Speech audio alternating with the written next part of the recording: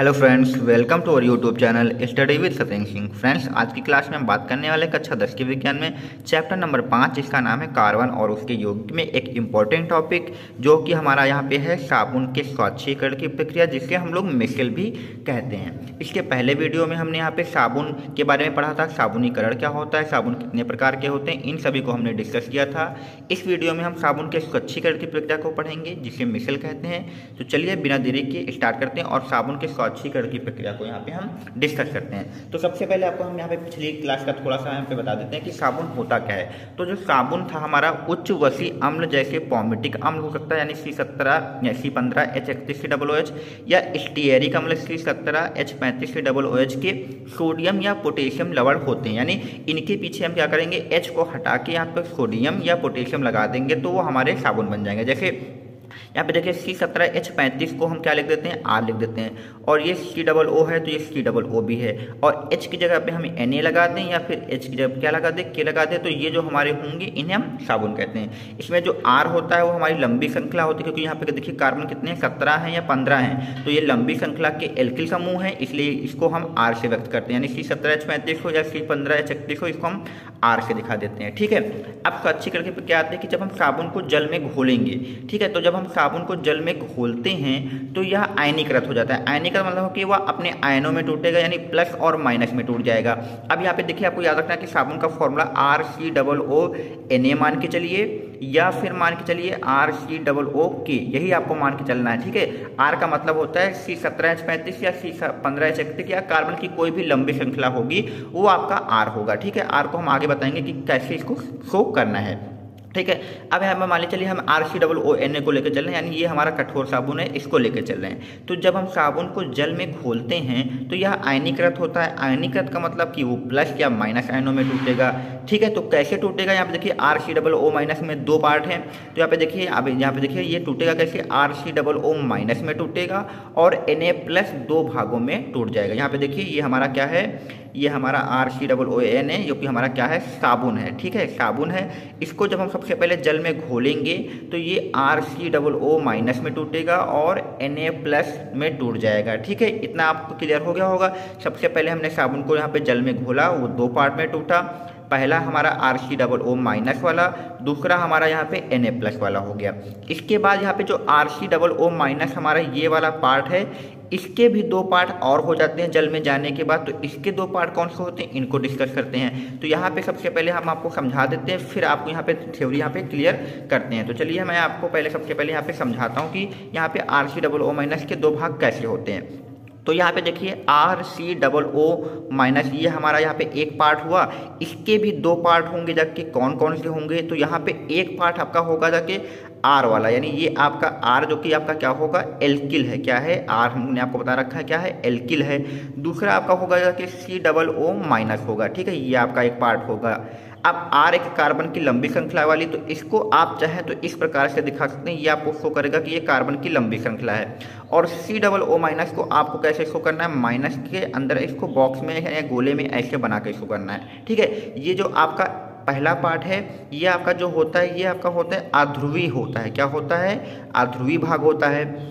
सबसे पहले फिर से सुन लीजिए कि RCOO- के हमने दो पार्ट किए, एक R आपका एल्किल समूह वाला, दूसरा COO- यानी कार्बोक्सिलेट वाला, जिसे हम माइनस से शो कर रहे हैं। ये आपका अध्रुवी भाग है। अध्रुवी का मतलब होता है कि ये जल से दूर रहता है, यानी जल में अविलेय, यानी जल से ये क्या रहेगा आपका, ये जल से दूर भागने की कोशिश करेगा। ठीक है, यानी जल विरोधी होगा। जल से दूर का मतलब क्या कह सकते हैं, इसे हम जल विरोधी कह सकते हैं, यानी जो जल के संपर्क में आना नहीं चाहता है। ठीक है, तो R वाला जो एल्किल वाला है, जो हमारे लंबी श्रृंखला वाला पार्ट है, वो अध्रुवी भाग होगा, जो कि जल से दूर रहता है, जिसे हम लोग जल विरोधी भी कहते हैं। इसके अलावा यहाँ पे COO- यानी जिसे हम माइनस से दिखा रहे हैं, ये आपका ध्रुवी भाग होगा। कौन सा भाग होगा फ्रेंड्स, यहाँ पे ये आपका ध्रुवी भाग होगा। ध्रुवी भाग का मतलब होगा कि जो जल के पास रहना पसंद करेगा, यानी जल के पास रहना पसंद करेगा, जो जल विरागी होगा। जल विरागी का मतलब होता है कि जल के पास रहना।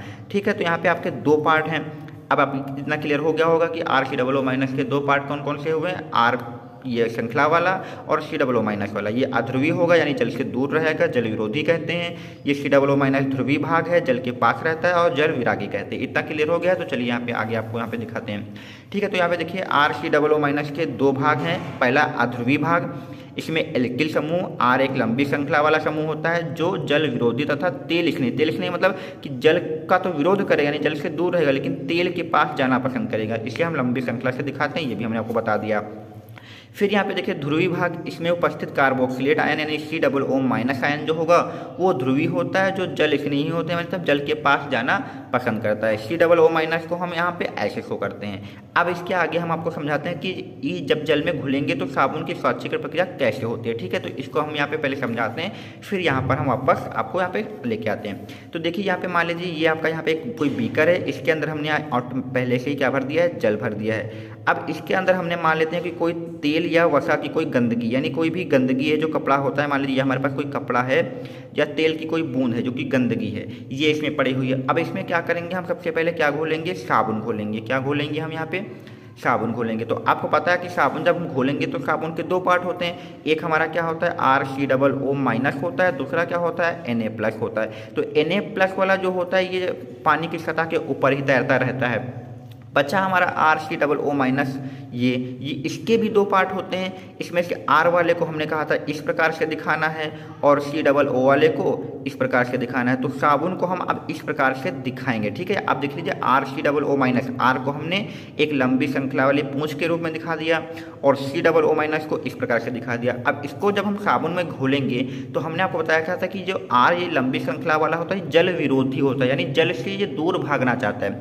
अब हम पानी के अंदर इसको घोलेंगे जब, तो ये जल से दूर भागने के लिए क्या करेगा कि जो तेल की बूंद है इसके भीतर जाने की कोशिश करेगा, यानी इसके अंदर छिपने की कोशिश करेगा, क्योंकि वो जल से दूर रहना चाहता है। तो ये जो लंबी श्रृंखला वाला होगा ये इसकी तरफ भागेगा, यानी तेल की बूंद की तरफ भागेगा। क्यों भागेगा, क्योंकि वो जल से बचना चाहता है, यानी जल से दूर भागना चाहता है। बाकी जो माइनस वाला है ये पीछे रहेगा, क्योंकि ये आपका क्या होगा, ये जल के पास रहता है। ठीक है, तो देखिए यहाँ पे ये माइनस वाला इधर की तरफ रहेगा क्योंकि जल में घुला रहेगा। ये पूंछ वाला हिस्सा तेल की बूंद में घुसेगा क्योंकि इसे जल से बचना है।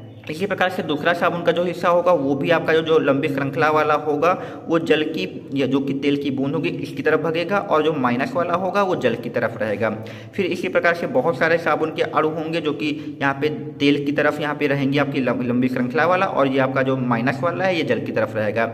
इसी प्रकार से यहाँ पे जो ऐसे भी बना सकते हैं, बहुत सारे आपके यहाँ पे साबुन के होंगे, इस प्रकार से बना सकते हैं। तो जो लंबी श्रृंखला वाले जो तेल की बूंद की तरफ बचने के लिए भाग रहे हैं जल से, यही जो आपके होते हैं इसे हम मिशेल कहते हैं। ठीक है, ये आपका क्या होगा, मिशेल होगा। अब जब हम क्या करेंगे, पानी को अलग करेंगे, तो पानी को अलग करेंगे तो पानी के साथ में यहाँ पे जो गंदगी होगी, जो आपकी गंदगी होगी, गंदगी के साथ में जो आपके यहाँ पे क्या है, गंदगी के अंदर कौन घुसे हुए हैं, लंबी श्रृंखला वाले ये घुसे हुए हैं। तो लंबी श्रृंखला वाले और गंदगी के साथ में एक इसको लेके अलग हो जाएंगे, क्योंकि ये जो लंबी श्रृंखला है ये पानी के साथ नहीं जाएगी। पानी के साथ में क्या होगा, क्योंकि ये पानी से नफरत करता है या ये पानी से दूर रहना चाहता है, तो ये सिर्फ और सिर्फ क्या होगा, गंदगी को मजबूती से पकड़े रहेगा और पकड़ के इसको खींच लेगा, यानी इसके साथ ही हमेशा रहेगा। जब पानी को हम साथ में हटाएंगे तो तेल की बूंद भी हटेगी, तो तेल की बूंद के साथ में जो आपका जो साबुन है इसको साथ में पकड़ के यहाँ पे इसको भी हटा लेगा। तो यही जो आपका होता है मिशेल होता है। ठीक है, तो उम्मीद करता हूँ आपको क्लियर हो गया होगा। चलिए यहाँ पे आप हमको इसमें नोट्स में आपको थोड़ा सा और क्लियर करते हैं। तो यहाँ पे लिखा है कि जब हम साबुन को जल में घोला जाता है तो RCOO- यानी RCOO- को हम ऐसे भी कर सकते हैं कि ये पूंछ वाला भाग हो गया और ये माइनस वाला कोलाइडी कणों के रूप में एकत्रित हो जाते हैं, जिसमें ऋणावेशित कार्बोक्सिलेट जो होता है आयन जल के संपर्क में रहता है, कि जो माइनस वाला है ये जल के संपर्क में रहता है, जो कि अध्रुवीय एल्किल समूह, जो अध्रुवीय एल्किल समूह होता है मतलब जो R वाला होता है वो जल से दूर रहता है, और इस प्रकार की जो चीज़ बनती है उसे ही हम मिशेल कहते हैं। आप यहाँ पे देख सकते हैं, यहाँ पे यही वाला ये जो चीज़ बनेगी यही आपकी क्या होगी, मिशेल होगी। ठीक है, जब जल में गंदे कपड़े को डुबाया जाता है तो धूल मिट्टी के जो कण होंगे, तेल होगी, चिकनाई होगी आदि जो होते हैं वो मिशेल में चले जाते हैं, क्योंकि मिशेल ऐसी जगह होती है जहाँ पर वो जल से बचने के लिए होती है। तो सारी जो गंदगी होगी वो मिशेल के पास ही रहेगी तथा जल के साथ जब क्या होती है वो बह जाती है। तो इस प्रकार से जो आपके कपड़े होते हैं साफ हो जाते हैं। तो फ्रेंड्स ये आपका मिशेल है, जो आपको मैंने उम्मीद की है, कोशिश की है अच्छे तरीके से समझाने की, और उम्मीद करता हूँ सभी को समझ में भी आया होगा। अगर समझ में आया तो चैनल को लाइक, सब्सक्राइब और दोस्तों में शेयर करिए।